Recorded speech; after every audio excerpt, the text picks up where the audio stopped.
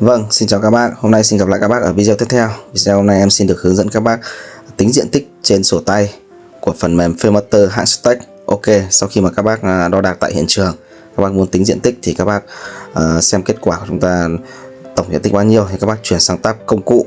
Các bác chọn là Pre-Align, rồi các bác có thể thêm nhập tay điểm tọa độ vào và hoặc là chọn vào từ thư viện điểm. Em chọn vào từ thư viện điểm là những danh sách điểm mà em vừa đo đạc xong. Ok, em chọn điểm số 11 đến số 16 theo danh thử em đi.